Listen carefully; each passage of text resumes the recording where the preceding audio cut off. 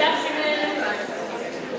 Sorry we're running a wee bit late, just I think it took people a little bit longer to come up all the escalators and find the room, but you're all here now, so thank you very much for coming.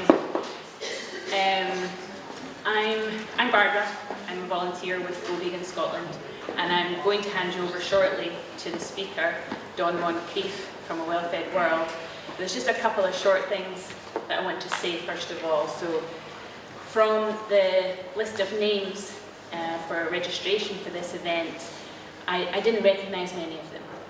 And that's a good thing, because that means that hopefully there's a lot of people here today that maybe aren't vegan yet, you're not living vegan, you maybe don't know much about Go Vegan Scotland.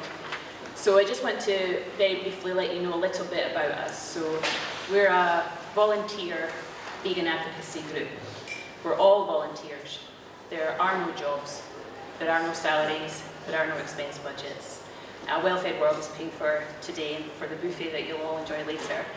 And we're just people who live in Scotland who at some point or another realised that we shouldn't be paying people to use and kill animals for us.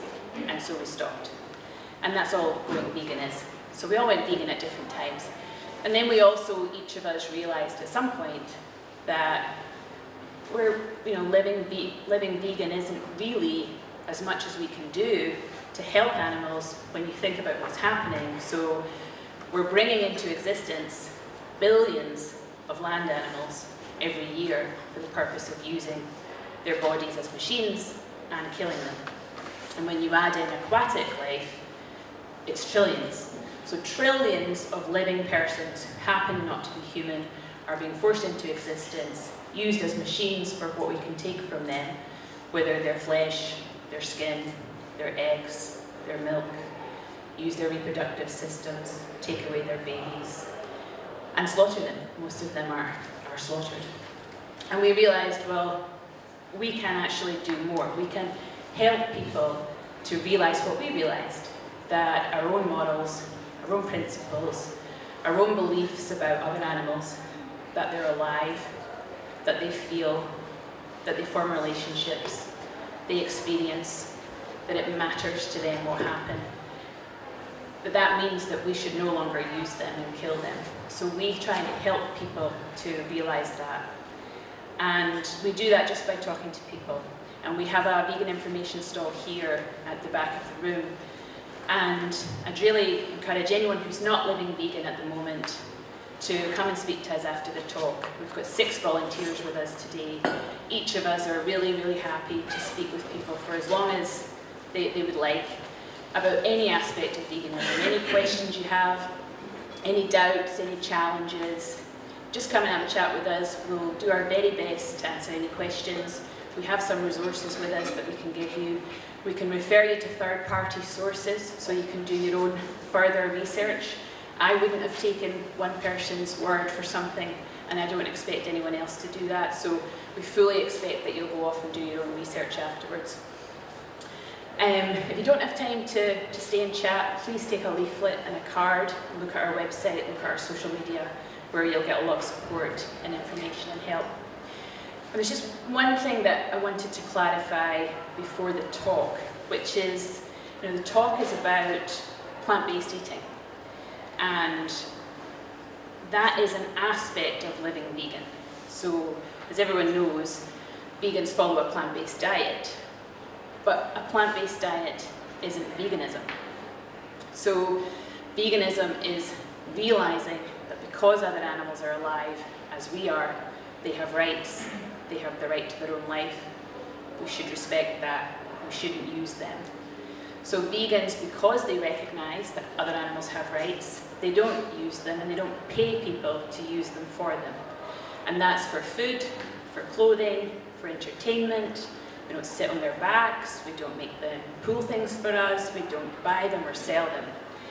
And so the dietary aspect of veganism, that plant-based diet, flows from our moral conviction that animals are alive like we are, so we shouldn't use them as machines and we shouldn't kill them. So plant-based eating is part of veganism. It's a very important part because we all eat often. But plant-based eating is not veganism. And it's just really important that we all keep that clear in our minds, especially at the moment, because there's a lot of chatter about plant-based food right now. And we all use the shorthand vegan food. But there's no such thing as vegan food, there's plant-based food. And this isn't just, you know, splitting hairs or trying to make something out of nothing. I actually think it is really important, because if someone's adopted a plant-based diet, whether that's for health or any other reason, but they haven't rejected speciesism, they haven't recognized that just because we're more powerful doesn't mean that we have the right to control and subjugate and kill. If they haven't said, I'm not going to participate in that anymore, and pay someone else to kill animals for any purpose, then they're not vegan, they're following a plant-based diet. But you hear it all the time, and you know, I have non-vegan friends who'll say, well, I ate vegan last night. It doesn't make any sense, because you don't respect someone else's rights some of the time. You don't say, oh, I respected animal rights last night, but generally in my day-to-day life, I don't. That makes no sense. And it does matter, because veganism is a very important social justice issue. It's how we recognize the rights of other animals. And so if we reduce it to nothing more than a diet, the animals are lost. Animal rights are lost. And so I just want to keep that clear in our minds as we listen to the talk, because when we're talking about a diet, it can make sense to talk about things like reducing consumption of animals or animal products, changing policies to encourage that. But that doesn't make sense when we're talking about the rights of other animals. And so Go Vegan Scotland would never encourage people to just reduce their consumption, just reduce your intake of meat, just eat dairy and eggs and don't eat flesh. You know, we would never do that. It doesn't make any sense. It doesn't actually help people to go vegan. It's much, much more effective to talk to them about that clear, logical, moral reason why we should stop altogether, and then help them to get there. And that's what we do. So I just wanted to clarify that before the talk. But the plant-based aspect of veganism does give rise to a lot of other benefits. So one of them is obviously our health. So it's much better for our bodies that we don't consume animal protein. And there's more and more research that shows that we can give ourselves the best chance of avoiding major illnesses and living a longer and healthier life if we don't eat animal products. But we don't have time to go into that today. But if you have a look for plant-based medical professionals, UK, they had a conference recently in Glasgow, and all of their talks are online, so you can get loads of information about that. There's also a section on our website about health, nutrition and sport. The two other intersecting benefits of eating a plant-based diet are what Dawn is going to talk to us about today. And I think we can all benefit from Dawn's expertise in these areas, because these are moral matters in themselves. You know, how we treat the environment, what we are doing to the global environment and in terms of climate change, and also our own impact on the grave issue of global hunger. So Dawn's going to speak to us about that, and I'm going to let Dawn speak about A Well-Fed World herself, because it's her organisation and she knows it a lot better than I do. She's going to speak for about an hour, then we'll have lots of time for Q&A, and then we're going to have a plant-based buffet courtesy of A Well-Fed World, and hopefully you'll all be able to stay and enjoy that.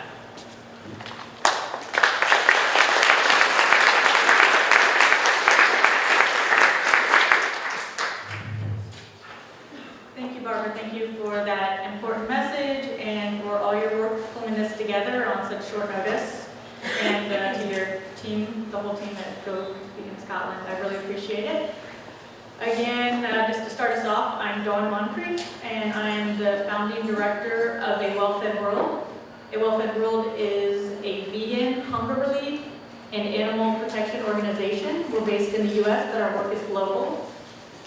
I'm going to talk a little bit more about our work in a minute, but I just want to get a little bit of a sense. We're going to go over kind of the 101 and 201, so if you're already familiar a little bit about the ways in which animal farming contributes to climate change. Will you raise your hand? Yes. Okay. How about global hunger? Okay, a lot. Okay, so You will not be bored. Some of this is just going to reinforce what you already know, but this is advanced information on both of those issues. So I think you'll find it very helpful just in being more well-rounded in your own knowledge, and then if you're speaking to others. Speaking of shorthands, I want to say sometimes I say meat in this, but we're talking about all animal farming, all products related to animal consumption, and also sometimes the word livestock is used. And so I'm sorry for that in advance, because I know that's offensive in many ways. And the reason I do that is sometimes the literature speaks to that, and I'm quoting it as in the livestock revolution. And sometimes it's more powerful, I think, in driving home how destructive and how horrible the industry is. If we're talking about factory farming nowadays, then we're leaving out non-factory farming, and it's still the use of animals for food. And so factory farming itself is something powerful that gets people to squinch a little, but they have the out from happy meat or humane labeled meat more generally. And also it doesn't include dairy and eggs necessarily. So in animal farming, it's a little bit better as far as not sounding too nice, but animal agriculture I think actually sounds quite nice and would make people feel okay about it, animal agriculture. So that's why we speak mostly about animal farming or sometimes the livestock industry and bringing information about the industry. This is a little bit about the well-fed world. Again, we do plant-based feeding and farming support, so we partner with and financially support through grants, plant-based and vegan feeding and farming programs. And my joke, which I was telling earlier, is that I actually don't know how to cook that much. I'm not a farmer, and I don't know how to take care of animals. But what we are good at is doing research. We work a lot with policy institutes to the extent that we can, and just getting research out to activists so that they can be better informed, and connecting with other social justice groups. So we work and partner with vegan feeding and farming programs. I'll speak about our Plants for Hunger campaign a little bit later. Farmed animal rescue, so a lot of times that's sanctuaries, but not necessarily. We also work with individuals. And then outreach and advocacy. In addition to giving presentations, we have handouts like the ones I sent out. You can also see them online, and providing information. A well-fed world in particular really works hard to have information that is going to be mainstream. So you can cite us directly, but you can also follow our link back. So when you're presenting information or in writing or otherwise, if you were to say reference PETA, people are not going to take it as serious. If you reference a well-fed world, it's going to take it up a notch because it's not as clear and we're a little bit more mainstream. But even better is follow our links back and cite the original source. This is a quick outline. I am going to go through it just because some people are good at reading and some people like to hear.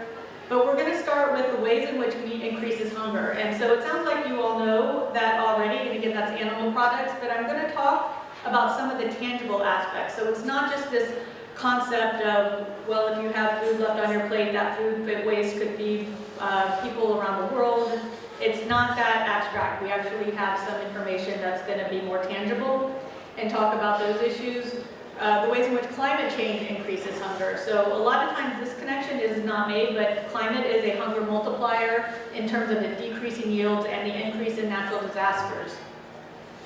Then, of course, meat increases climate change. You all already have a base knowledge of the ways in which the livestock industry increases greenhouse gases, but I've got some really interesting information to add to that. And then the livestock revolution.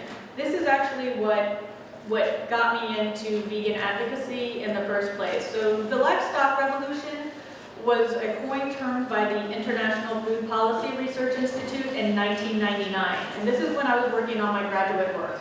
In 1998 is when I learned about veganism.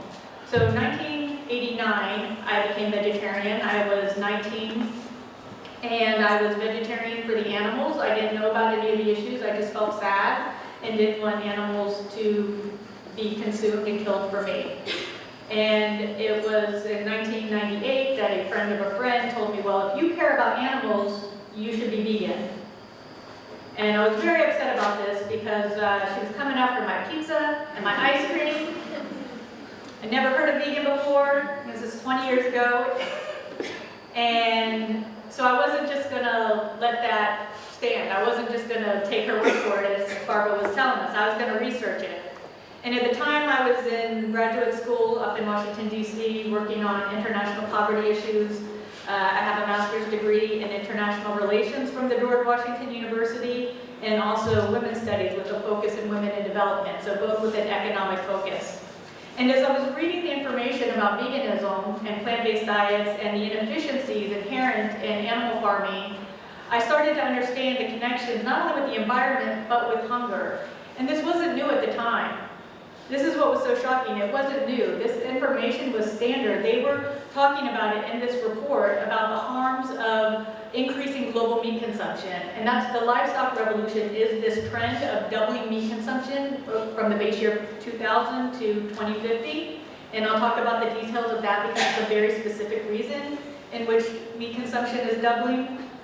At the time of the report, they thought it would be over 20 years, but it's since been extended, and the United Nations talks about it in terms of 2050. So when I was a vegetarian, I would think, well, it's one thing for me not to eat meat, but I can't, impose that on people who are hungry around the world. And I still wouldn't impose that. But we have a strong meat bias, where we think that it's necessary, and we actually are imposing meat consumption and imposing factory farming on low-income countries.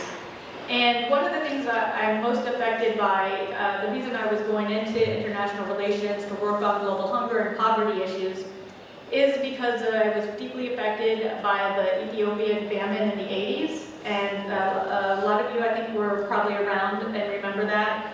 And when I learned that they were actually exporting crops of animal feed to be made to feed animals for wealthy consumers in other countries to have meat, it just was very shocking. And then it was even more shocking to learn that this is standard operating procedure. Please turn off your cell phones.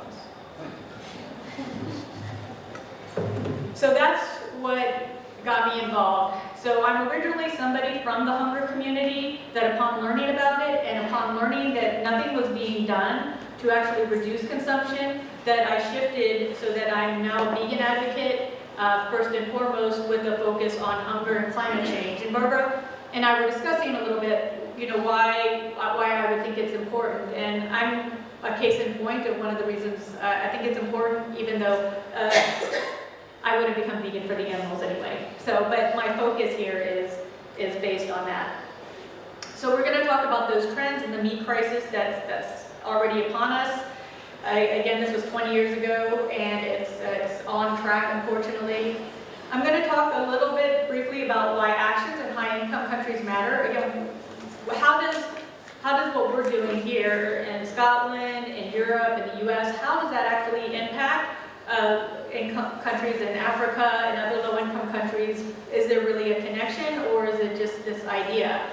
And then I'll talk to you just briefly about our Plans for Hunger, which is generally a gift-giving program, so that if you want to offer birthdays or holidays, give a feeding program, a gift to someone you love or care about, but you don't want to harm animals, this is a way to do it. And if people want to give you a gift, then it doesn't harm animals.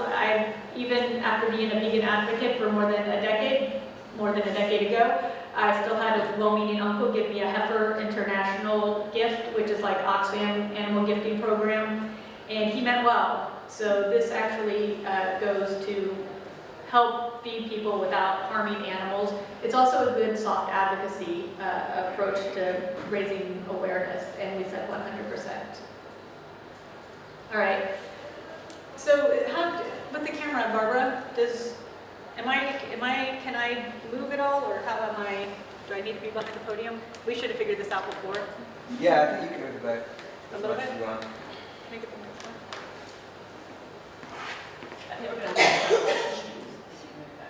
one. Okay. All right, well, sorry to be so professorial up here, but we're on live stream. All right, so this is what people know. Meat increases hunger, or animal products increasing hunger. Using animals for food is crop intensive. I think everybody who raised their hand at least understands this very clear point. And even though there's other ways in which it affects global hunger and food insecurity, I'm going to stick on this point for the most part because it's really important and there's more to it than meets the eye. So at its base level, animals eat far more food than they produce. And this is not just a trading up of calories, as some people might want to suggest. It's calories, nutrients, and protein as well. Using animals for food is protein inefficient as well. This graph, I've tried to simplify it as much as possible. The top row is similar to what you will hear from industry, and it's actually probably not the numbers I think a lot of people know. So within the vegetarian and vegan communities for quite some time, we've talked about cows, for instance, taking 16 pounds of grain to produce a pound of beef.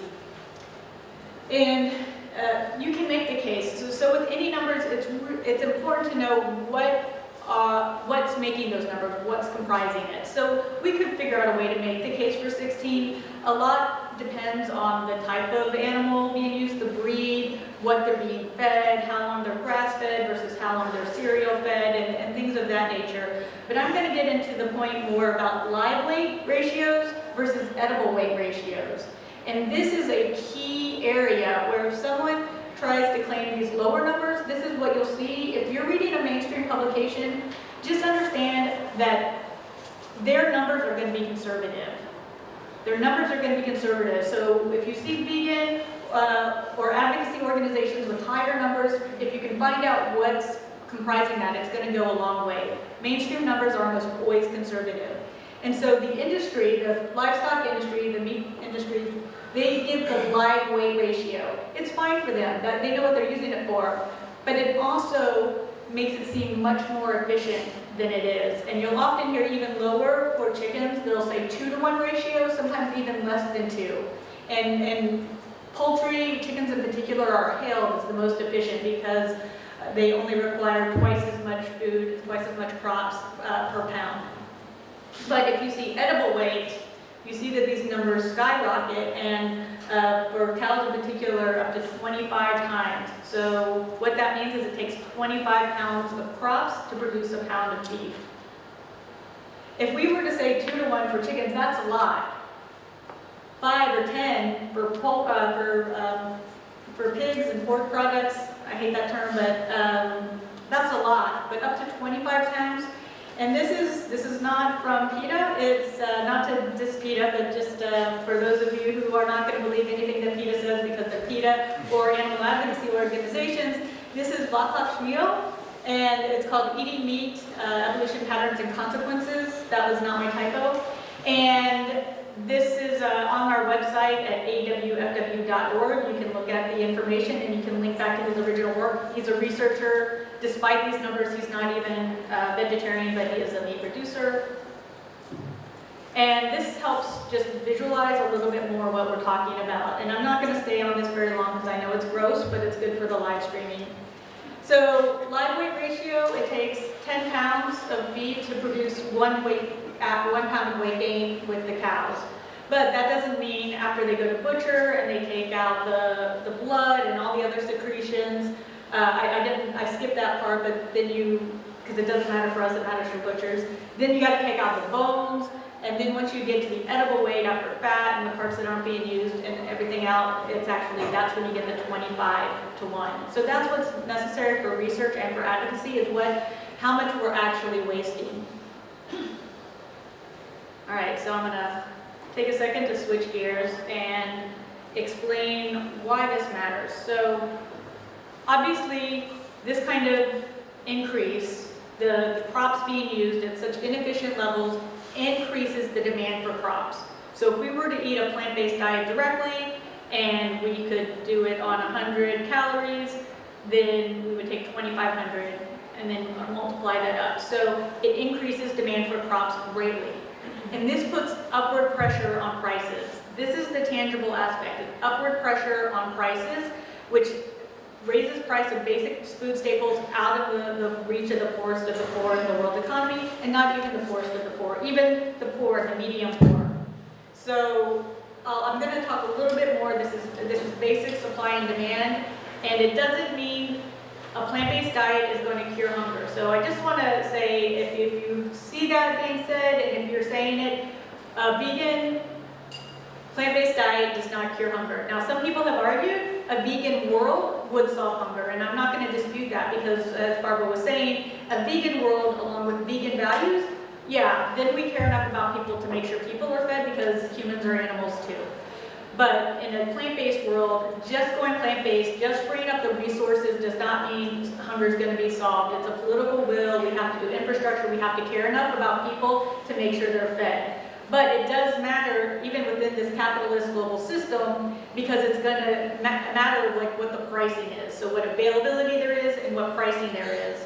And I'll go into a little bit more detail, but for those of you who basically understand that when there's more demand for crops but a limited supply, that price is going to go up. And this is my example to try to make it tangible. So if we have these 5 delicious apples, and let's say it's maybe another hour or so, and y'all are a little bit hungrier, and everybody wants an apple, then instead of 1 pound, I could say, well, I'm going to sell these for 3 pounds. And I would get takers because I only have a couple and there's a lot of you. So that could bid the price up. I might even be able to get 5 pounds for an apple if we wait 3 hours. So again, when there's a limited supply and there's higher demand, that's going to put upward pressure on the price.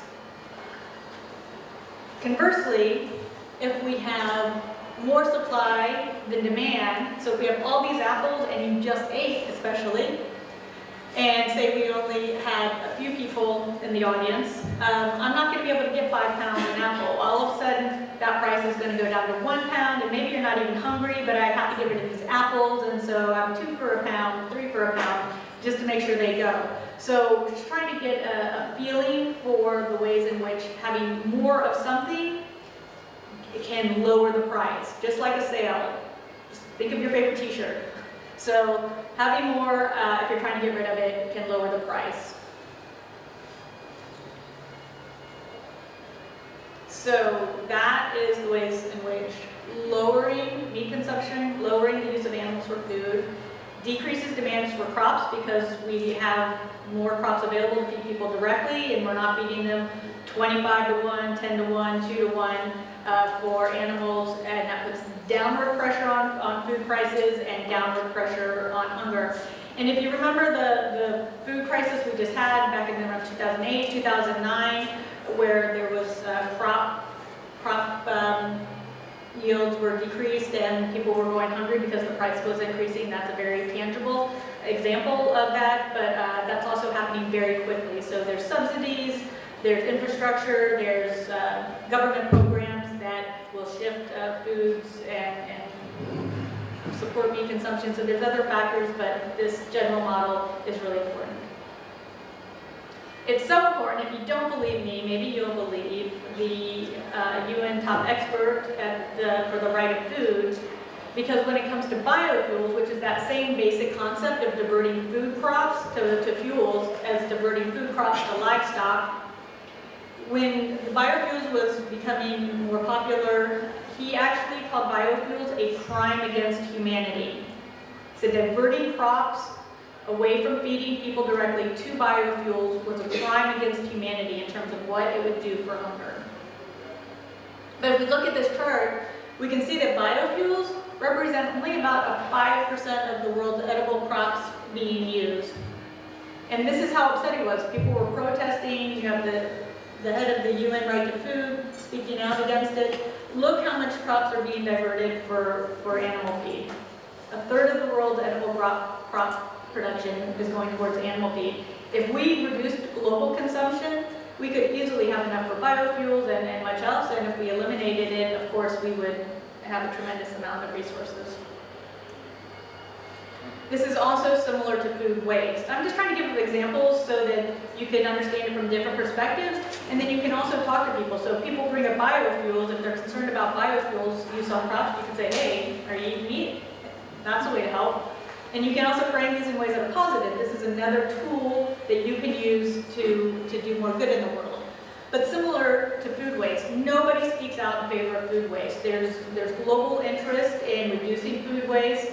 Estimates are about a third, sometimes a half of food waste. And one of the things that really strikes me is when the industry is celebrating, and not just the industry, in general, a lot within the food movement are celebrating the efficiency of chickens. This is chicken production that is increasing drastically on a global scale because they're so efficient. At 2-to-1 ratio, we are losing half our crops for chicken meat. 2-to-1.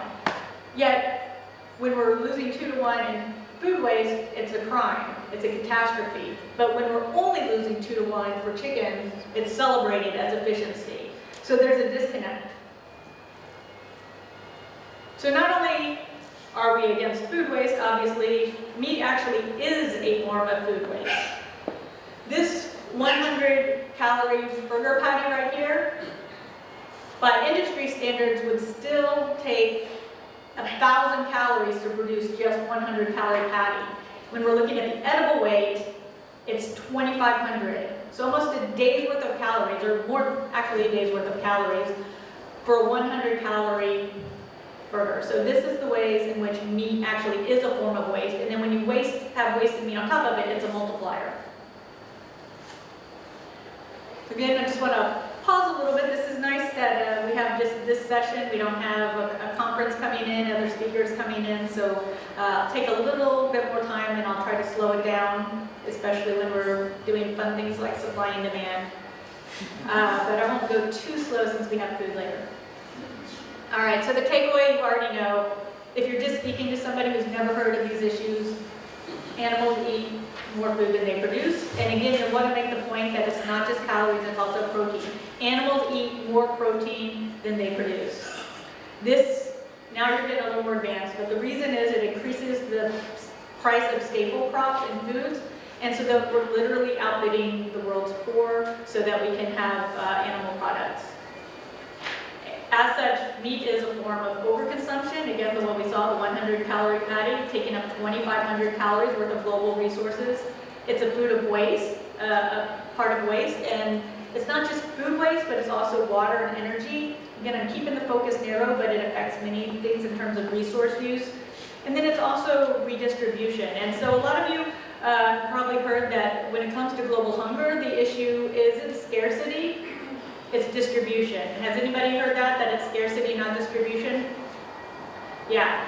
So what happens with that is they say there's more than enough calories in the world to feed the world's hungry.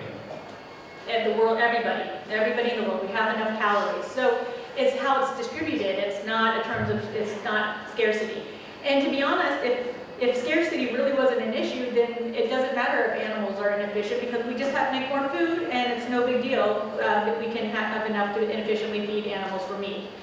But the problem is that it's a redistribution. So there's enough calories until we start feeding them to animals for animal products and then making their scarcity in regional and impoverished areas. So it is a redistribution. It's not scarcity or distribution. They're tied together, and animal products are a form of redistribution of the world's global crops. Let's say, for instance, we right now have enough calories to feed the world, and including the animals. Increasingly, that is going to be constricted. So we have increasing population, and we have decreasing natural resource use from animals, as well as climate-intensified crop yield decreases and natural disasters. We're going to go into a little bit more of that, but so the supply is going to be constricting and demand is going to be expanding if we were to keep things as they are currently. Meat increases climate change. So we're going to shift gears now. And this is an area a lot of you are already familiar with. This is Well-Fed World's focus. So originally we were focusing on the ways in which using animals for food increases hunger. That's what we just went over a little bit. It's quite obvious the ways in which meat hurts animals. We're not going to go into that. But you all here know that, and Google it if you don't live streaming. We're about to go into the ways in which meat impacts climate. So this is a third leg that we added on in 2006 when the UN released their Livestock's Long Shadow report that said that animals used for food, the livestock industry contributed more greenhouse gases than all transportation combined. I know there's been some shifting of numbers down. The UN did most likely because they didn't like the fact that vegan advocates were using their numbers against them, because they, despite saying how it was the #1 driver of all these environmental destructive aspects, they still didn't reduce advocate reduction. So we started, then we brought in climate, and then climate affects animals, not just farmed animals, but wildlife, ecosystems, and then climate also is a hunger multiplier. So just briefly on that, this shows some of the hunger concentrations with the darker areas having more hunger per capita. Don't think because the US and other areas are light colored, it doesn't mean there's not hunger. There's hunger everywhere, but these are concentrations. And then you can see the climate impact on crop yields. So there's not immunity, but you can see that the areas that are affected, the world's course, again, are the most vulnerable to climate impacts, and it is a hunger multiplier along the equator and along the coast. And, you know, obviously right now, as we're speaking, the east coast of the United States is being devastated by a hurricane, and the Philippines are also being devastated by an even worse storm. It's just not getting as much news. This is our sign at a climate march. This is one of the areas where, you know, we do like to do outreach to other communities and explaining some of these benefits. If people care about climate change, if they care about the environment, then they should know that meat is a contributor and that they can reduce, eliminate their consumption. All right. Yeah, anybody catch the parade earlier? So why? So probably a lot of you for the, that's okay, don't get too stuffy. All right. Methane is probably what a lot of you know, that's where a lot of the focus is, and we are going to focus on methane. Also land clearing, and the importance of both of these is going to be that we can also focus on grazed animals, which are called eco-friendly, and we've got the counter to that. I'm not going to stay on this. I actually used to use this slide just as a joke to freak people out a little bit, but it's actually quite interesting. So the livestock industry, this figure right here, the 24% is the greatest cause of methane emissions, and of that, cattle are 95%. So of the world's methane emissions, and we're going to talk about why methane is so important in a minute, the greatest contributor are cattle. So livestock in general, but cattle in particular, beef and dairy, and this is why dairy doesn't get let off as eco-friendly. The reason why methane is so important, one reason is that it's 84 times more potent of a greenhouse gas than carbon dioxide over a 20-year period. For those of you who are familiar with the impact of methane, the numbers you're probably more familiar with are the 20 to 25 times more potent. So if you have carbon dioxide, again, if I said methane is twice as powerful of a greenhouse gas, that's a lot. It's hard to just really even understand what these numbers mean. Twice as much is a lot. 10 times is a lot. When we were 20 times as powerful, that was over a 100-year time frame, and that's why you're getting the difference. The UN report before and still, and a lot of these industry reports are over a 100-year time frame. And even at that time frame, methane is 20 to 25 times more powerful of a greenhouse gas than carbon dioxide. And animals used for food, the livestock industry, are a top contributor, the top contributor, especially cows. And other ruminants, but specifically cows, because we consume more of them. So this is from the Environmental Defense Fund, talking about climate action now, 84 times, but they don't actually say what. So you remember our sign, we said it, meat equals global warming. It doesn't really tell you what to do, but I use their number because they're an environmental organization to bring that point home. Also, the Intergovernmental Panel for Climate Change, the leading global entity to deal with climate change, does say it is appropriate to use a 20-year time frame. And it also makes sense because we don't have 100 years. We need to get this handled. So we don't have 100 years. we don't really even have 20 years, and in a 5-year time frame, methane increases to 100 times more powerful of a greenhouse gas.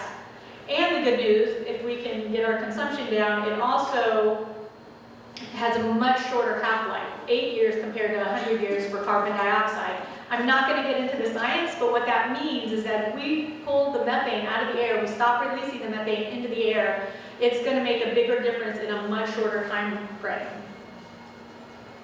And this is your counter to people who claim to be environmentalists or are environmentalists. They feel they're environmentalists but still believe in grass-fed beef is the answer. And they're going to give you all kinds of reason about carbon sequestration with the hooves and stuff, but you just saw that methane is 84 times to 100 times more potent of a greenhouse gas. So any carbon sequestration that happens with the hooves, it's not going to offset this. And even more so, the methane that is released, and this is really key, you don't see this anywhere, this is your gem of the day for those of you who are into the climate aspects, is that grass-fed ruminant animals, so cows, goats, sheep, eating what they should be eating, a natural diet of grass or hay, roughage, they have a dual stomach system, and this is what they should be eating, but when they do, they release 3 times as much methane as they would if they were eating cereal. And unfortunately, this is going to be used to promote factory farming. So it's an important point. But for those who are recommending grass-fed, this is the methane production that's going to be happening. And so there's less pollution, there's less electricity used, but there's more methane, and there's also land clearing that goes on, which I'll speak to in a minute. This is also the reason why cheese, so dairy, but cheese in particular for vegetarians, cheese, if you care about greenhouse gases, you've got to dump the dairy. So dairy in itself takes a lot more greenhouse gases because you have cows generally or other ruminant animals, so we already just talked about the ways in which they emit more methane. Also nitrous oxide, but I'm going to keep it simple. They have more adult life, they're kept alive longer, there's more processes used, and then cheese in particular is very concentrated dairy, and that's why its greenhouse gas impact is so high. And then for land clearing, this is another point that doesn't get made enough in terms of why livestock farming, animal farming, cattle grazing impacts greenhouse gases, is that forests are cleared for grazing. They're also cleared for monocultures for feed. So whether you're talking about clearing forests, including the Amazon, Argentina, just regular land clearing, then you're losing photosynthesis. And what's important about photosynthesis is this is actually what we can do to pull greenhouse gases out of the system. So when we're talking about reducing meat consumption, eliminating meat consumption, if you think about reduction on a global scale, until we get there, whatever that is, that's about slowing the rate of increases that are going into the atmosphere. But photosynthesis will actually pull carbon dioxide with a much slower half-life or longer half-life, so that it's up there. It'll actually pull the greenhouse gases. So this is what we need. If we stop using animals for food, then we can have much more land. Not only are we not clearing the forest, we can start reforesting, increasing our photosynthesis, and pulling the greenhouse gases out of the air. We can also use biofuels. We have a lot of land that we can use for urban centers, for biofuels, for reforesting, and that's why the other aspect is not just the methane, it's also the land clearing. And as I briefly mentioned and want to reiterate, the fact that the cows in particular emit so much methane is a key reason. They're going to talk about increasing efficiencies in terms of land use and methane for factory farming. And this is the #1 growth model that is going on globally. So even though within the higher income countries, in the US and Europe, you're seeing, in the UK, you're seeing a move sometimes away from factory farming, as it's being exported around the world, factory farming is the main method. I focus on factory farming, but a lot of this also still applies to any animal farming, that it takes a lot to feed and hydrate, heat and cool, transportation, slaughter processes, water all these for for slaughter processes and the packaging. So this is just one of the reasons why factory farming in particular, but animal farming more generally is very energy intensive. I'm just not going to spend a lot of time focusing on that.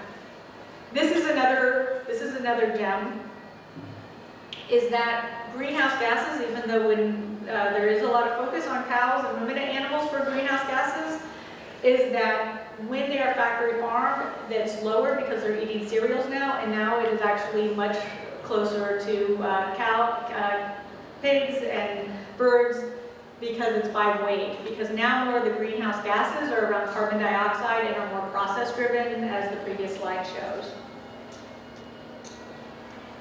All right.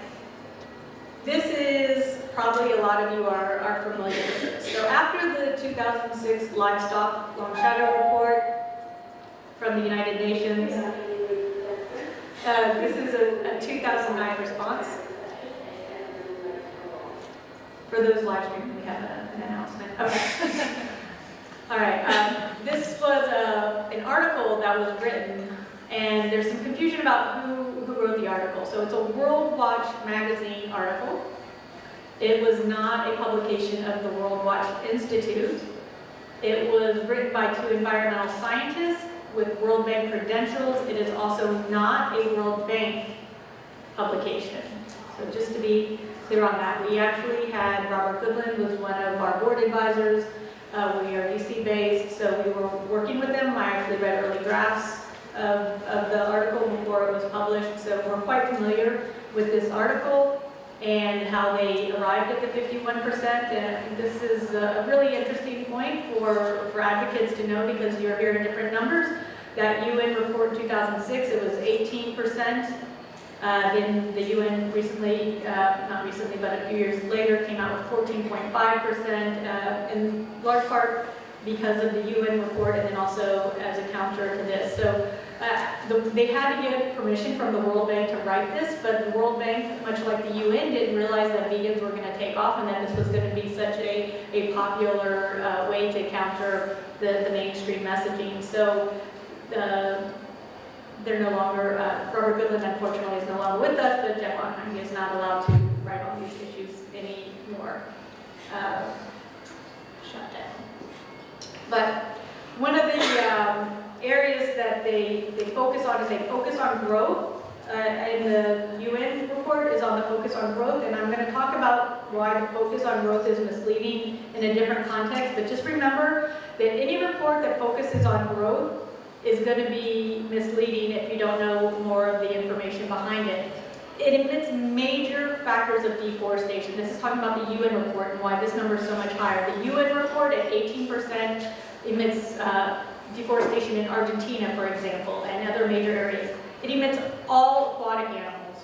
And I should have said this earlier, but when I'm talking about the issues, a lot of times I'm focused on land animals, but as Barbara mentioned, aquatic animals, they're in the trillions. We don't even know, because they're a lot of times by weight, and they're left out, and I'm also leaving them out, but it's meant that they're factory farmed just like live animals. They're fed food crops. It's horrible from an animal perspective as well as environmental. So all aquatic animals are left out, and then also the 100-year time frame, which reduces it. So that's why there's such a drastic difference between the 18% on the UN, and there's actually more if you want more details. awfw.org/climate, we have more details about how they differ.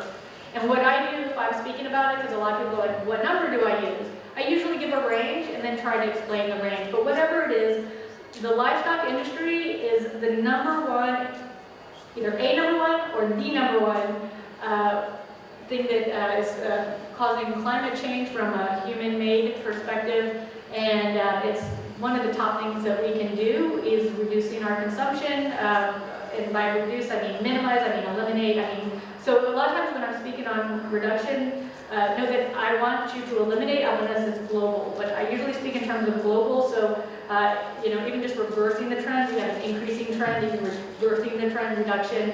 But I want a vegan world and encourage everybody to please eliminate, and then also being an advocate then is the next big thing.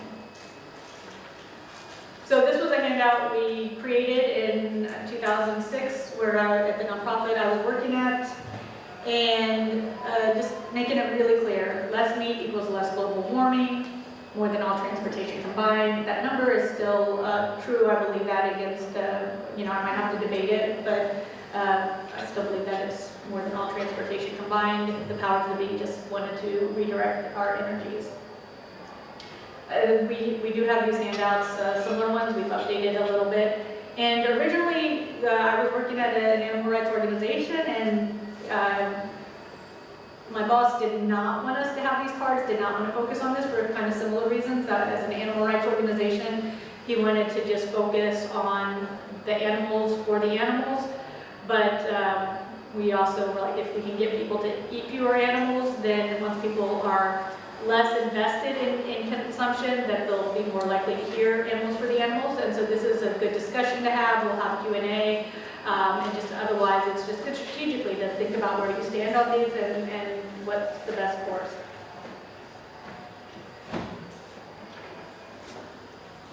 Again, just going to tidy it up a little bit here. So why should you care as an animal rights activist? Well, climate concerns help all animals. So if we can reduce greenhouse gas emissions and reverse some of the damage of climate change, it's going to help farmed animals and animals in the wild. The issue, bringing awareness to the issue, also helps all farmed animals, as we just talked about dairy and raising any animals for food, even eggs also is problematic in terms of climate and environment. And then it also gives you your reasons against happy meat and grazing, and so that's why we want to just make these issues available. If you are concerned, we also have humanefacts.org is our website, and what this is, it's a very friendly consumer-oriented website. Basically, it's meant to bring people in who want to know more about humane labels and what they include and what they don't include, so we call it Humane Facts, Labels, and Loopholes. And for each label, even though we do provide information about label versus label, we also say this is what it doesn't include. It still doesn't include castration and bringing, and it doesn't let animals out. And then it leads people to the better choices of eating vegan diet, plant-based diet. I'm going to keep just adjusting that, Barbara. And it also has dairy, eggs, and grazing on it. So it's a good resource. And I did bring handouts, but we do have handouts available. So the takeaway, animals used for food contribute more greenhouse gases than all transportation combined. I give you my permission to still use that, even though the UN backed up the numbers a little bit. Vegan is the best individual action, except other than your own individual action, if you can be an example and advocate to others, and to whatever degree that is, however you're comfortable doing that, either working with a group, making materials available, bringing vegan foods. I'm not going to get into the different ways an individual can be an activist or an advocate, but more than just your own diet, any changes that you can help other people make is even much greater than your own individual diet. And then it doesn't compete with other efforts. So I do end up in debates, whether it's the transportation sector or the livestock sector, and which is the greatest greenhouse gas, but it doesn't really matter because it's a top one, and eating a plant-based diet does not mean you can't drive less or fly less or whatever else, change your light bulb, take a shorter shower. Nothing is going to be as helpful as these factors for what you can do, and they don't compete. So take a short shower, change your light bulbs, drive less, don't eat animals. All right, I'm going to give you guys just a second. I know we're going through a lot of material. The livestock revolution, this is what I spoke to earlier. So again, just kind of reset a little bit. This is about meat consumption setting to double over a 50-year time span. And as I referenced, it's very specific causes. This report and this concept is specifically meant to address not just increasing meat, but also dairy and eggs, but meat, dairy in particular. And the reason that they're going to be focused on growth, and again, I'll mention why that matters, but you have a very high population rate of basically middle income emerging economies, so lower income economies that are becoming better off financially and eating higher levels of animal products. That's one of the first things do when they get more money in poor regions of the world is eat more animal products. And so then you have a large population base, really about half the world's population, 3 billion or more people. And then you have relatively high growth rates within that. So it's this triple threat that is the livestock revolution that they're talking about.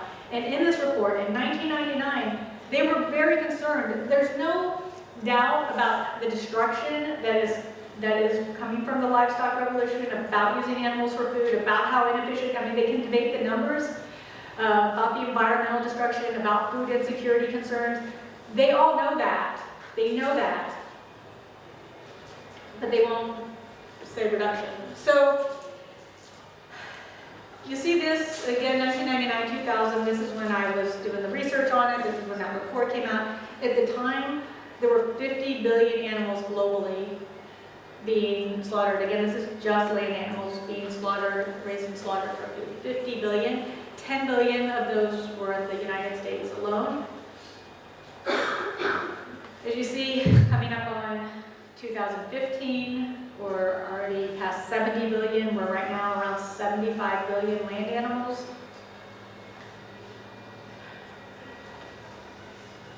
So I didn't think that we actually would have that because of the environmental destruction, that there would be pressures against that, but we are on track.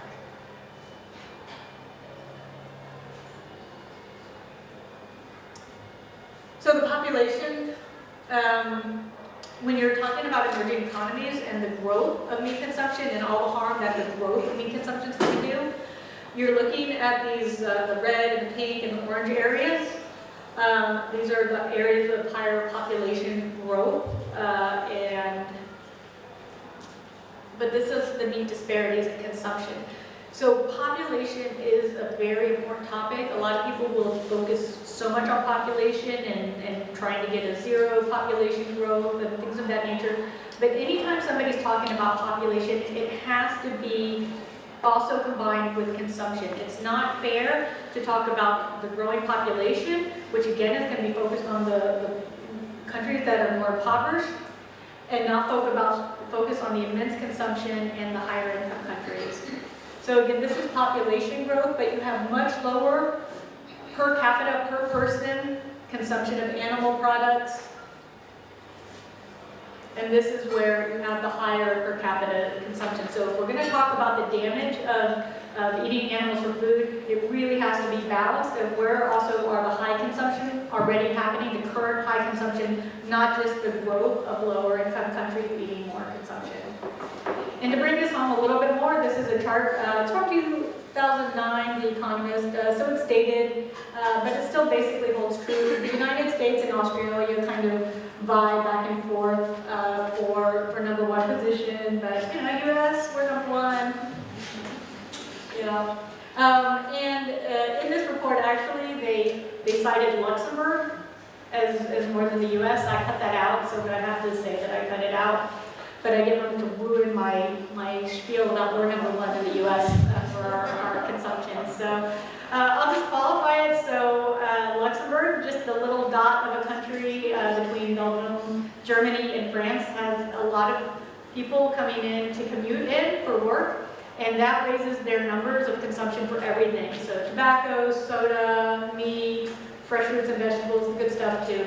Anyway, their numbers are exaggerated and are not representative. So really, pretty much consistently, it's between the US and Australia fighting for number one. But you can see the European countries, UK countries, all still high up in there. North America, we've got Canada. And then we're going to also see China. You see, there's a lot of focus on China, and I'm going to focus on China in a minute, but you can see relative to the US and other high-income countries, I try not to say developing, I try to talk about high-income and low-income because there's a connotation with developing and developed and industrial that I'm trying to avoid.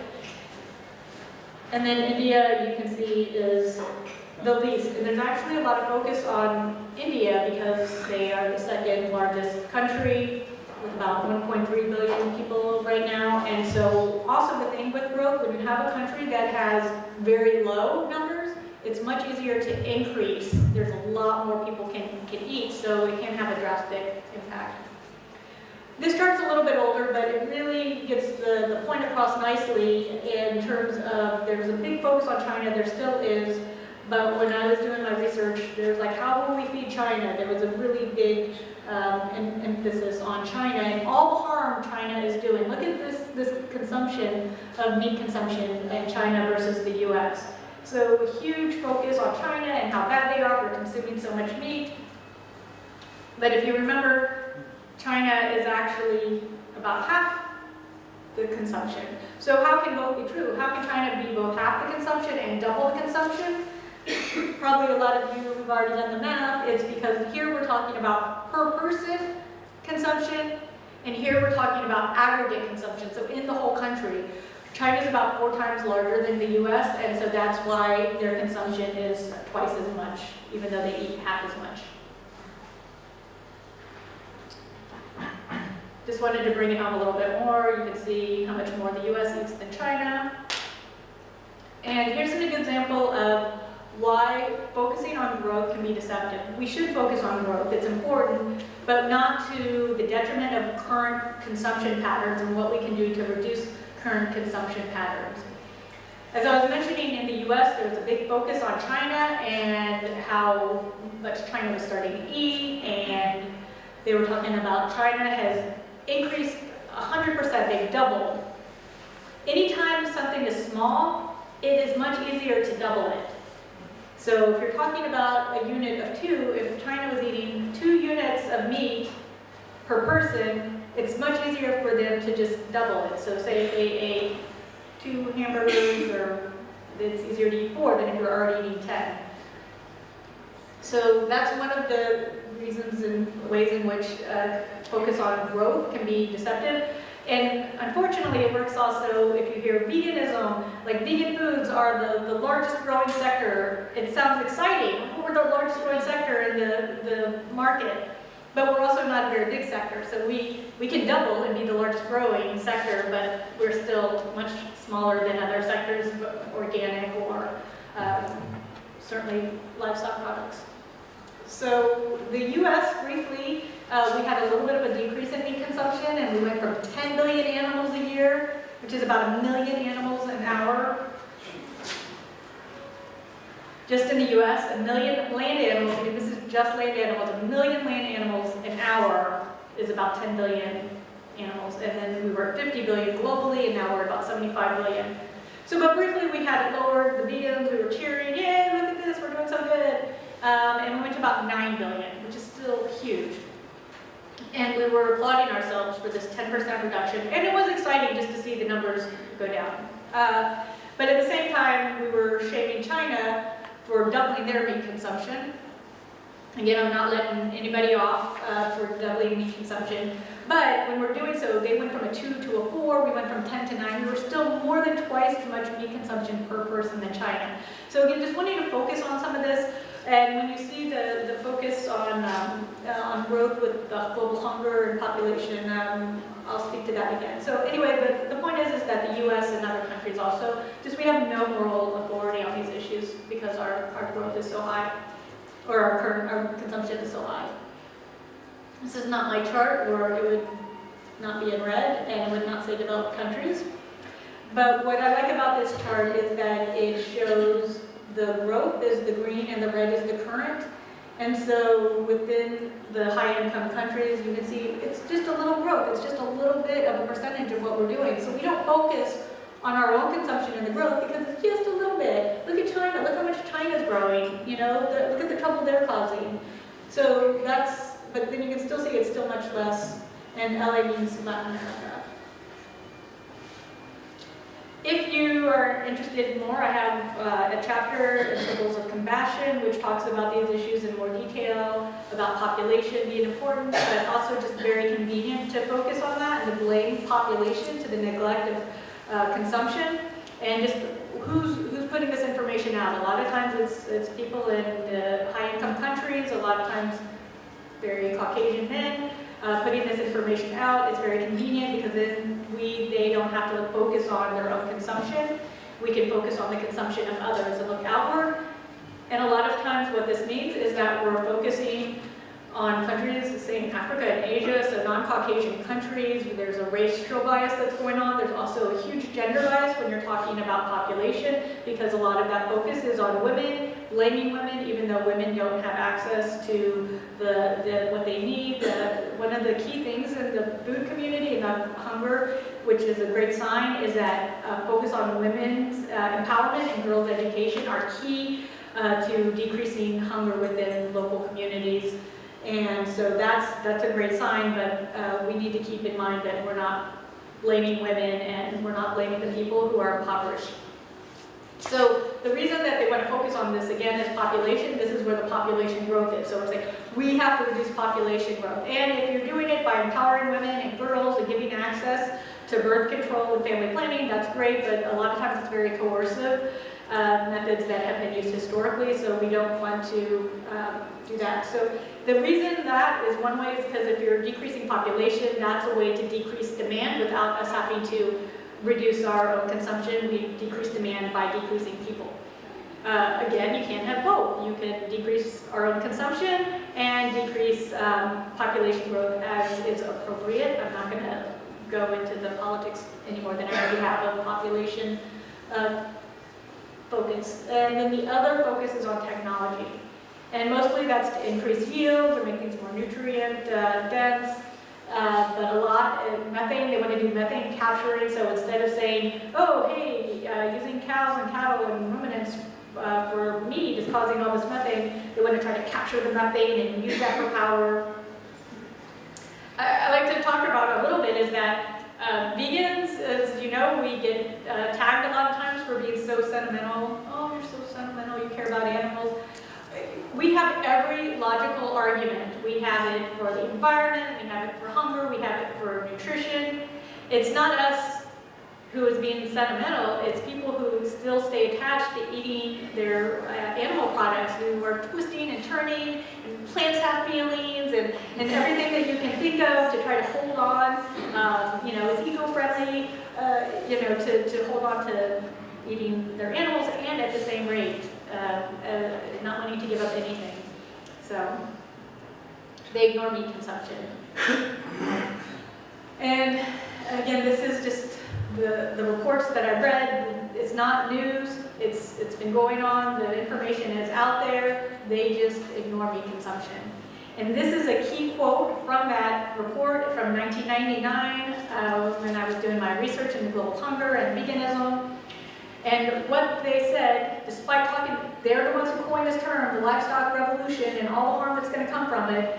But they say it's unwise to think that the livestock revolution will somehow go away in response to moral suasion by well-meaning development partners.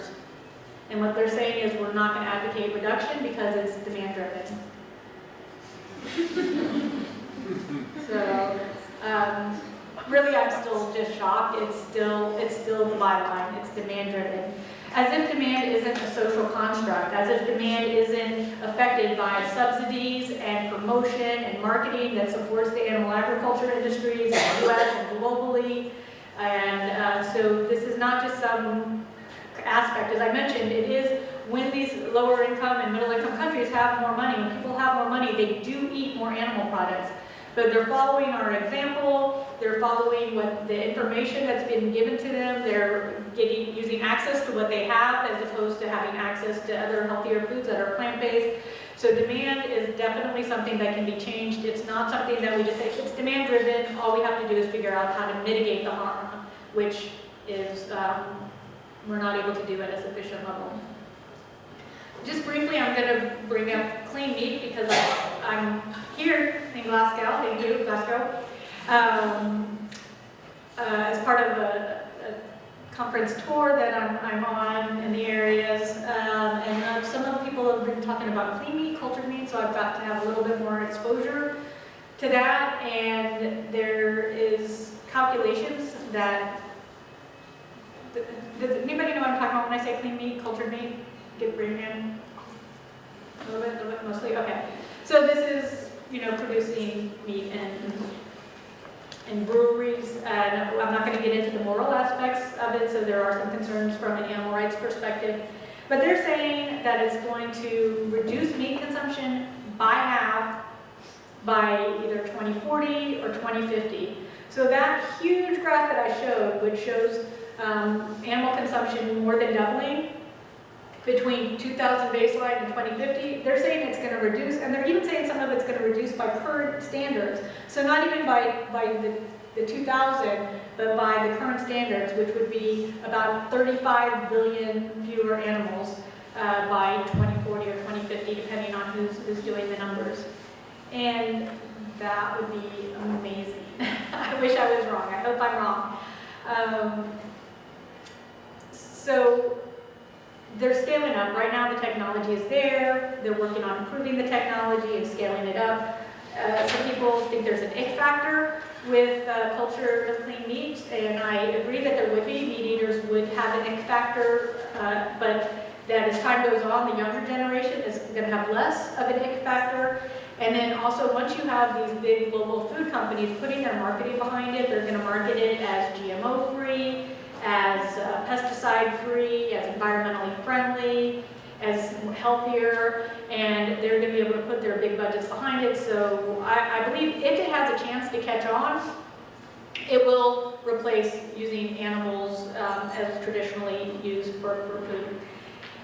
However, that's a lot of assumptions going on. So that's assuming that we have a strong enough economy, and if we were looking at climate change and the impact, not just on decreasing yield, but the economic impact that these natural disasters are going to have, and the food insecurity that's coming, that's going to impact our global economic system. And so then we have to be able to have the funding to be able to purchase the products.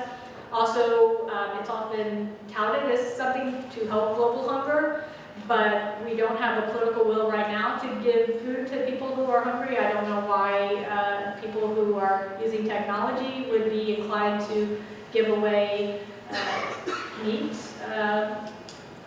or other foods to people who are hungry if they don't have the money to purchase it.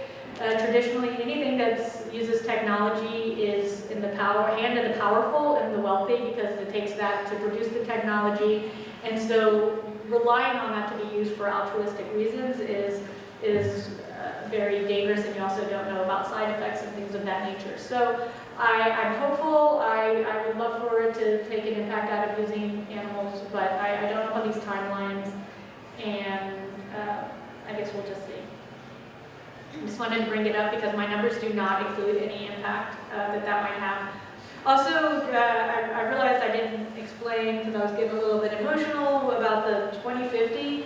You'll notice we went from 50 billion to 70 billion, and then it was 120 billion, and it might have been confusing because I was saying it would double, and obviously doubling is 100 billion, not 120, and the reason for that is that those numbers were based on mass, on weight, and more chickens, as I mentioned, are being used.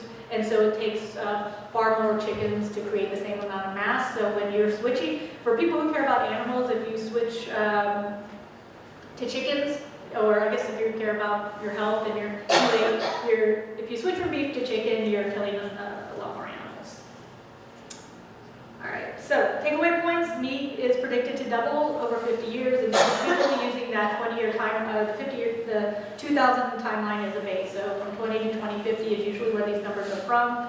Population is an issue, but the high per capita consumers in the US, UK, Europe, Australia, we need to focus on getting our numbers down, and it would make a big difference. And it's also something that we can more easily change than behaviors in other countries. So this is a big deal. So we could not import factory farms and not put pressure on other countries to increase their meat consumption domestically and for export. But also it's much easier for us to affect our own policies in our own countries than for us to just general citizens put any kind of pressure on policies in other countries. All right, we're going to be winding up soon. And we're going to have food soon, but we're also going to have Q&A. HIC stands for high-income countries. So just, I mentioned we were talking about why high-income countries matter, why that matters. So obviously I love this map, but we have to set a good example and be credible. So what we do matters, because if we keep having numbers like this, nobody's going to believe us if we're advocating a global shift away from meat and other animal sources. And for those of you who don't know, The Guardian has an article out today that Barbara sent me. You probably find it on Facebook, talking about Europe in particular, but just the need in general for decreasing consumption of meat 50% by 2050. So good to see that being more widely spread as something to be advocated for, but actually we need to take action to make that happen. And also you'll see in that there's an advocating of higher welfare standards so that if people reduce their meat consumption, higher welfare standards can be used. And also they want to give meat to people who already don't have a lot of meat. So unfortunately, you're going to see it balanced around that eat better meat, less of it, and then be able to increase meat consumption for those who don't have high levels. Nonetheless, we're going to just push for minimizing meat consumption, preferably eliminate, and we need to set a good example. Tipping points. This is one of the big things that the clean meat, cultured meat folks point to, and it's absolutely a thing, is that once we get a certain momentum going, there is a tipping point, and you can see that in lots of areas. I'm not going to spend time talking about tipping point theory, but you can Google it. It's real, and then once we get enough people who are eating plant-based foods and or vegan, it makes it a lot easier for others to follow along because there's more options, it's more convenient, it's more socially accepted. So much of it is social acceptance and accessibility. So that is something to remember for people who aren't going to be vegan, but can make things a lot easier on their vegan friends and family, and hopefully join us. One of the things I like to talk about is just not following our example. A lot of the meat consumption globally is also following our example in terms of it's associated with wealth, power, prestige, and health. And we need to knock that back. Obviously, there's a lot of diseases of affluence, heart disease, cancer, stroke, diabetes, that are associated with meat consumption and animal consumption more generally. So I like to focus on don't follow our example. Or again, if we start reversing the trend, use that as your example. Don't follow our example because of the environmental destruction, and don't follow our example because of the horrific conditions in which animals are kept at factory farms. And again, when I mention factory farms, I'm not giving a pass to animal farming more generally.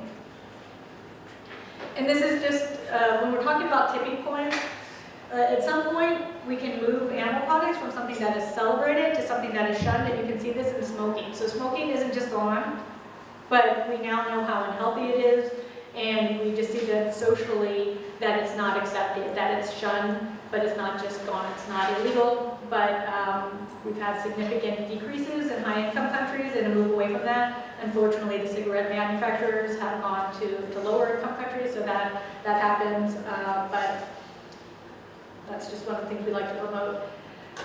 Vegan food and farming. This is an area we promote. This is our friends at Grow Where You Are in the Georgia area of the United States, not the country. Giovanna and some of the kids doing veganic farming. And then this is our Plans for Hunger. So this is my last slide. This is the Ethiopian school lunch program that we support. As I mentioned, I don't know how to make the food or farm the food or take care of the animals, but this is who we support with our funding. We do have a grants program, and then generally just trying to raise awareness. So our Plans for Hunger program that I mentioned with the gift giving, one of the groups that we support every year is the Ethiopia Vegan School Lunch Program, and it's run by the International Fund for Africa. This is not a U.S. audience, so it doesn't matter that they are a 501c3, but they do accept donations. You don't have to give through us. We promote giving to the organizations we support directly, or if it's just easier, you can give to us and we'll distribute it. We distribute 100%, no admin fees, and during the holiday season, we double the contributions that we receive. So it's one of the things that just, you don't have to choose, you don't have to, we only can do so much, but it's knowing that we can feed people and spare animals, and then also use that as a form of soft reach out advocacy to folks to let them know. And so I just wanted to put in a little pitch for that. And we're going to do some Q&A. I'm sure there's stuff I didn't cover, even though I got to go a little bit longer than usual. So thank you very much.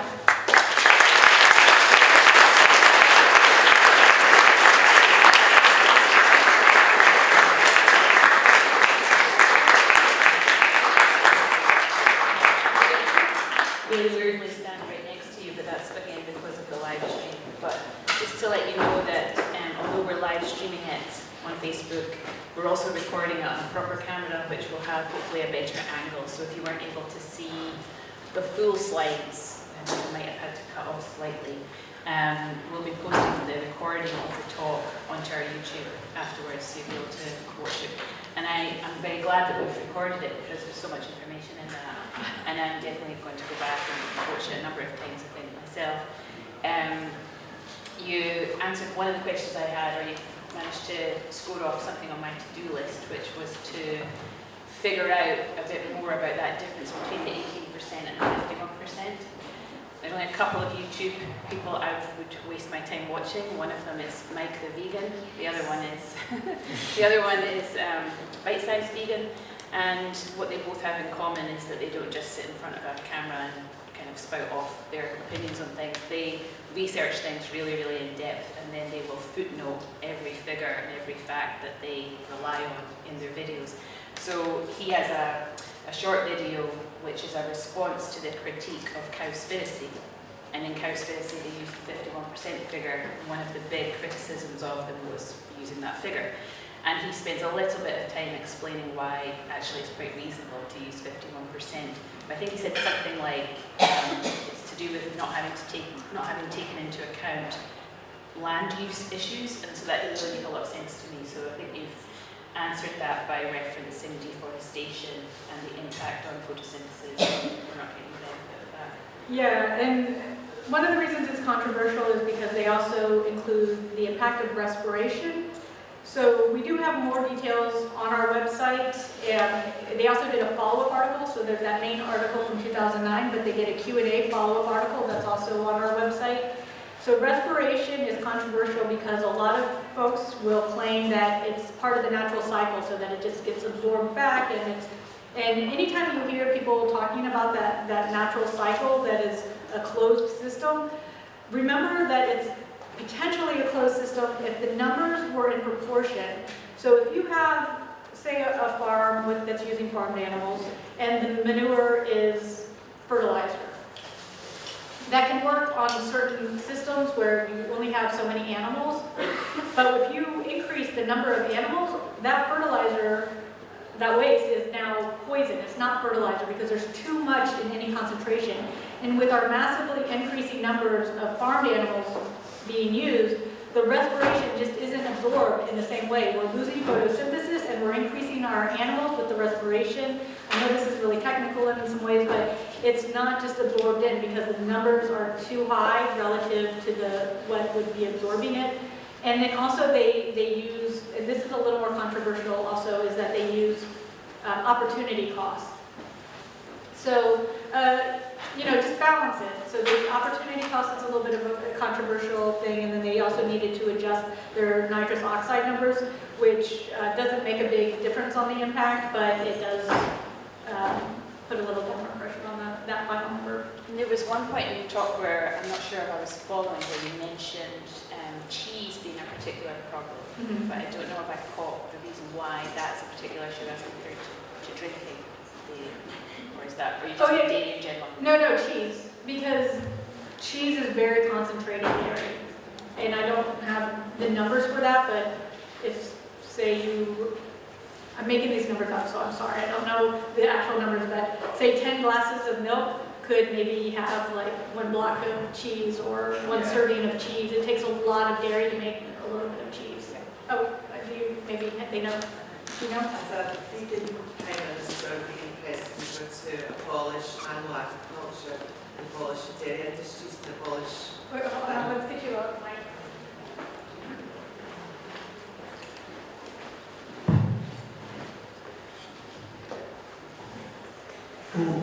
Just wanted to say, if a vegan Prime Minister or vegan President were to abolish animal agriculture and abolish dairy industries and abolish the sale of animal dairy products and abolish animal racing for sports entertainment, how will the vegan Prime Minister or vegan President be able to subsidise our economy without these industries which are relying on these industries?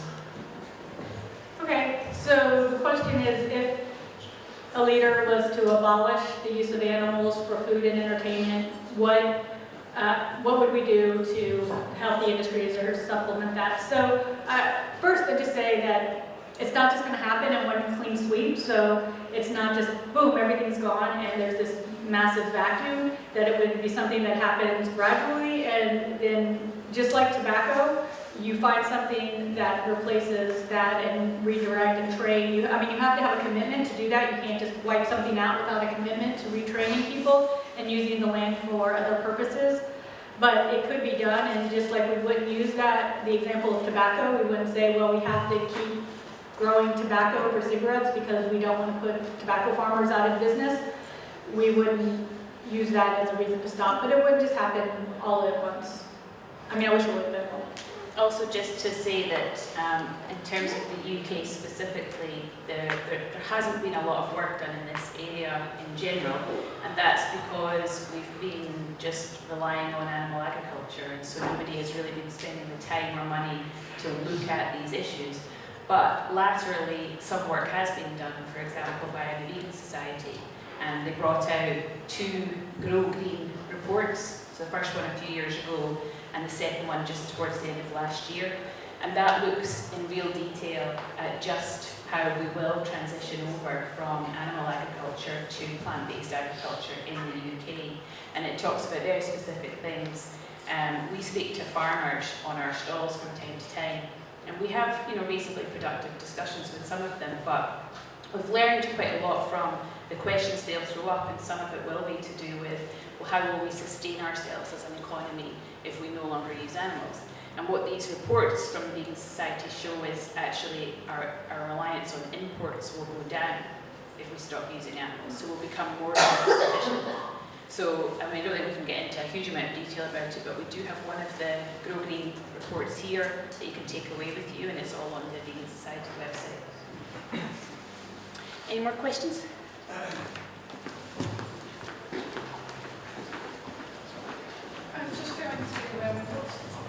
I was just going to follow on from that point that the charity Viva do a lot of work as well, and they have done reports and work with farmers, and they actually make a profit if they turn their farm into plant-based. For the first time, these farmers actually want to make a profit because they go plant-based as opposed to livestock.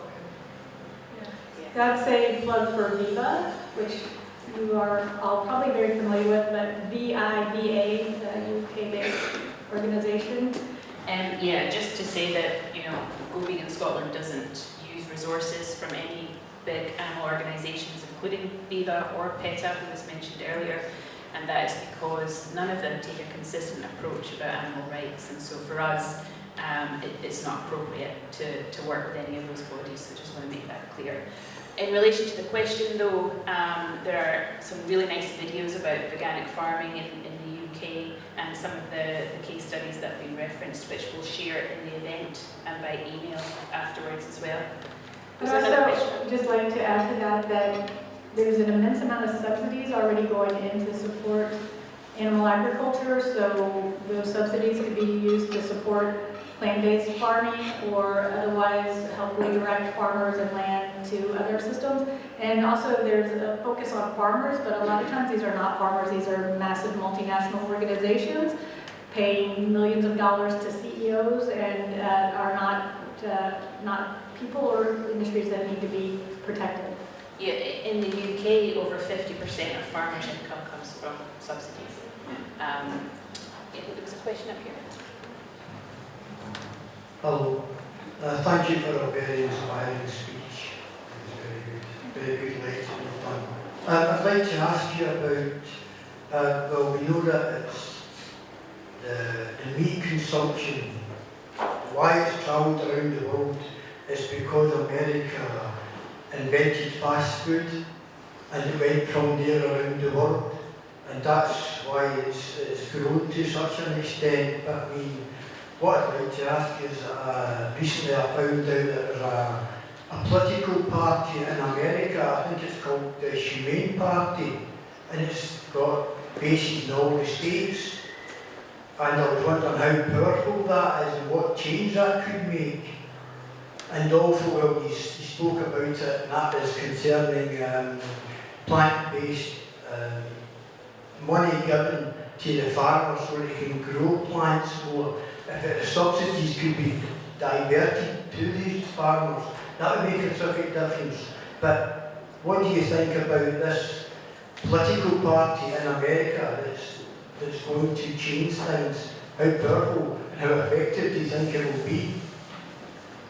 So the question is in reference to the Humane Party, which is a political party in the United States, and how powerful and effective they are or might be. And they are very small.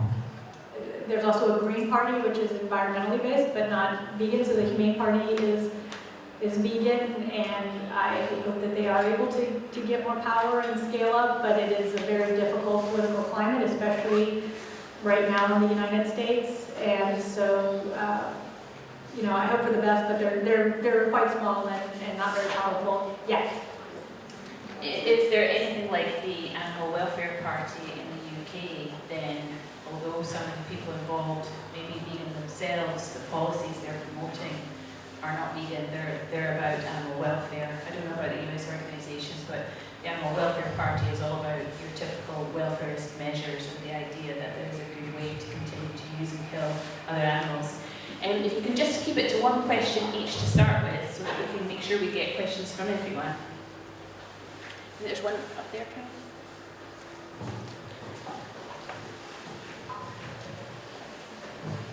Thanks so much for the talk, that was really great. I mean, you spoke a wee bit about climate change, decreasing yield, and I was wondering how these sort of near-term effects of climate change are going to impact the possibility of a plant-fed world. So I guess we're kind of coupled into a time of you know, climate crisis, crop failures, soil erosion and stuff. So my suspicion is that will make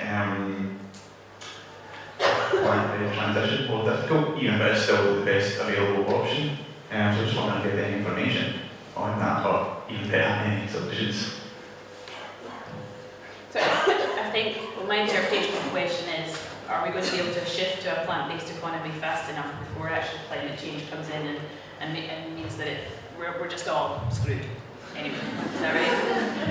Okay. So I'm not optimistic about that. I do believe the livestock industry is going to be taking hits. It is taking hits right now. North Carolina is being devastated, as I mentioned, in the U.S. By Hurricane Florence, and they're the largest producer of pork products. And the lagoons that have the waste are being strewn all over, and millions of pigs, I'm sure, are being killed in these factory farms that are now going to be flooded or have the roofs taken off or whatever is happening.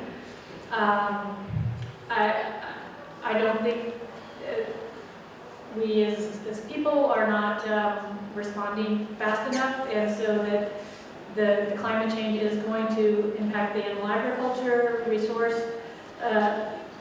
constrictions, so water, there's going to be conflict. It's also, climate is also a conflict multiplier, and this is information coming out from military and national security institutes, not vegans, talking about climate change as a conflict multiplier. There's going to be fighting over water shortages, land use, and things of that nature. So no, I don't think so. I hope we speed it up and get a clue, and we are starting to see a little more around that, except that it's still mostly coming from advocacy organizations and not enough from policymakers. So I'm not optimistic.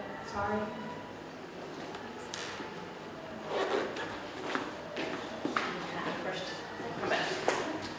So I know that there's a lot that a plant-based diet can do to reverse health problems, and we were talking just now about, like, you know, we might all be screwed before we all get a chance to go plant-based or vegan. But is there anything that a vegan diet or a plant-based diet can do to reverse what's happening to our climate and to our planet that you know of? Yeah, so the question is talking about will a plant-based diet help reverse climate change and help the planet even if we are all in trouble? So yes, and the methane, again, when we switch from using plants instead of using animals, that's a reduction of methane. Methane, again, is extremely powerful, and it's got a short half-life. So by reducing the methane emissions, that's going to be a big hit really quickly about not putting it in the air. What we need to do, though, what we have to do is we have to reforest, because that's how we're pulling carbon dioxide out of the air. So we need to stop putting so many greenhouse gases into the air, and we need to reforest. And if they probably have some technology that'll also do things to help pull, but reforesting is key. Unfortunately, it's slow, right? So I don't know what the best trees are, but that we need photosynthesis. And I just received an interesting article, and it talks about the difference between prophets and wizards, and it's specifically in terms of resource use.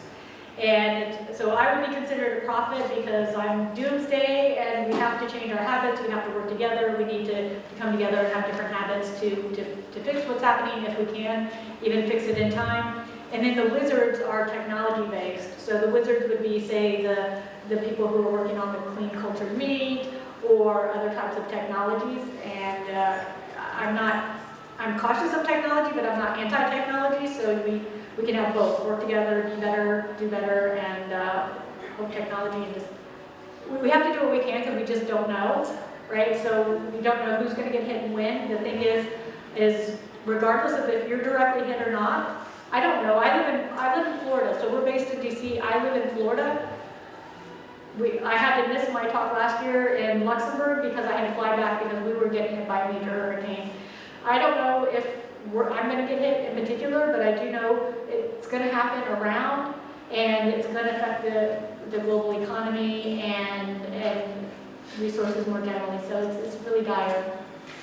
Also, if we went fully plant-based, we'd have a lot more land that we could reforest, and Right. biodiversity would improve. And Yes, exactly. If we were plant-based, there's more land to reforest. And also, I haven't really focused on the diversity, but ecosystems and things of that nature. Because also remember, with climate change, we're just devastating ecosystems and animals in the wild. And so reforesting could also help with that. Thank you very much. I wanted to congratulate you on your lovely presentation. My name is Ryan Howard, and I've been living here now for 25 years. And I sometimes feel when I see a presentation like that, it can be can put you down. So I want to throw a bit of light what I have experienced since I've been living in Scotland on the west coast in Ayrshire. And because I was very pleased about this slide that showed grow local. And I'm always, because when I go home to Germany, where I'm from, and I go to the supermarket, imagine a refrigerator, maybe this high, maybe say 3 meters wide, full of vegan produce, processed food. So the market responded very quickly. But I don't think that's the answer. I think actually we have to grow our own food again. And when you go through Scottish towns, you see very few vegetable gardens. So 5-7 years ago, as we call it, I took my finger out and I thought I have to do something.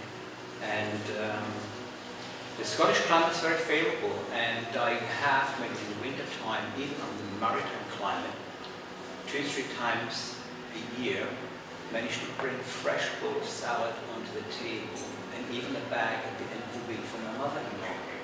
So, but it's the seed selection, the variety.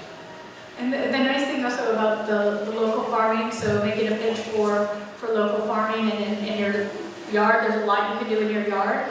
Compost is fertilizer, so a lot of times animal will be used saying that, oh, well, we have to have them for fertilizer, but we don't.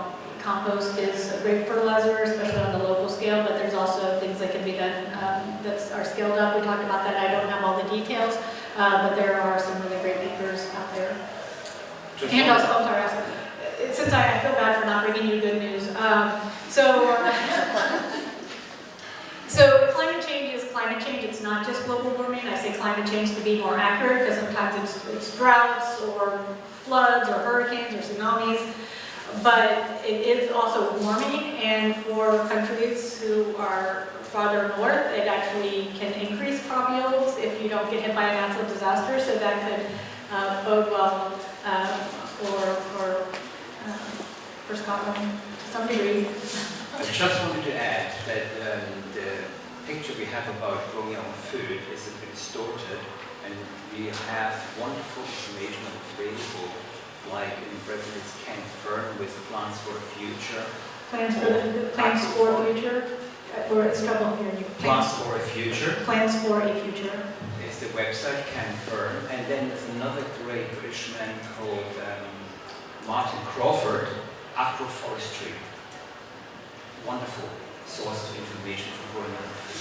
Thank you. And on that point, I think it's just today actually it's been announced that the long anticipated Good Food Nation Bill in Scotland should be happening this year. So it's been on the cards for many years now, but the idea is that Scotland will look at every aspect of its food industry and look at the environment, look at health, look at business, and come up with policies that actually make sense on the whole. And as part of that, we can be advocating for a shift to plant-based agriculture. But not only that, we can be advocating that everyone in Scotland, no matter where they live, and including our most deprived areas, should have access to locally grown, good quality, affordable, whole plant foods. And they should also have the skills to know what to do with it, how to turn that into really tasty, healthful plant-based food. So we've been chipping away at that for a little bit of time, but the Good Food Bill presents us all with a massive opportunity. The only other country I know of that's done it was Canada. And some changes did come there, and it was a process where there was a lot of interaction from communities. And so everyone should really get involved. When this kicks off in Scotland, all of the local growers, all of the urban farmers, anyone who's interested in food poverty should be getting involved, and we should all be trying to push for that. There's a possibility that they may include a right to food in the Act, what will become the Act, the legislation. We don't know yet, but if they did, they would be the first country in Europe to do that. But so I would say it shouldn't be just a right to food, it should be a right to healthful food, and for us that means plant-based, obviously. So just something to keep in mind. It's really helpful food. Oh. Any other burning questions? Maybe one? Just got me.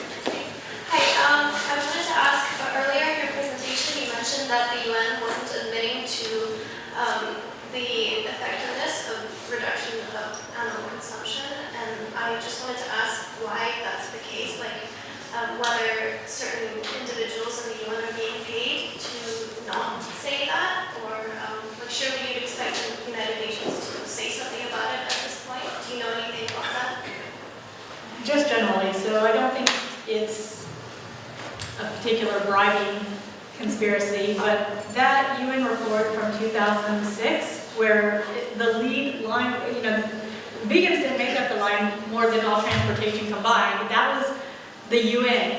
And that report was written in part with the International Livestock Research Institute and another livestock-friendly department within the UN. So the UN also is not just a piece, it's many different pieces. So there is a very strong pro-livestock bias in the UN. And again, it's just very convenient to focus on how do we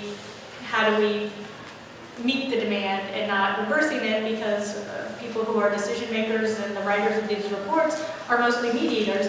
They just don't want to stop. So either they just don't want to stop, and it's not popular to tell other people to stop. They don't believe people will stop. And to the extent that people are concerned about nutrition, I think in the UN they probably understand the nutritional benefits of reducing, if not eliminating, animal products. But more generally, there is widespread in the general public that they would be nutritionally deficient if they didn't have animal products. lives. So it feels sometimes like they're just being excusitarians when they say that, because when we talk about heart disease, cancer, these number of top killers in the world, and then they were like, oh, about protein, and it's like, have you ever met anybody protein deficient? So, if you have enough calories, you pretty much get enough protein. And anyway, so I don't think it's bribing, but they are, in the US in particular also, there's lobbies and stuff, so it is a form of bribing, but it's not just some top official somewhere being paid off. The film I mentioned earlier, the little Mike the Vegan video, responding to the criticisms of Cowspiracy, he talks about this. He talks about the 18% figure that was in the original 2006 report, and then he says, and I don't know if this is right, because I haven't researched it, but he says in 2012 there was some tie-up between the UN and the meat and dairy lobby, a certain element of that industry. And then lo and behold, in 2013, they came out with the reduced figure of 14.5. But you could see his video and his footnotes for the references to that. And I don't know, but I believe it absolutely. It's very convenient. And again, the other numbers were underestimates, so that they were able to go in, and people can play with numbers. So we just have time to say thank you very much. It's been a really worthwhile session. And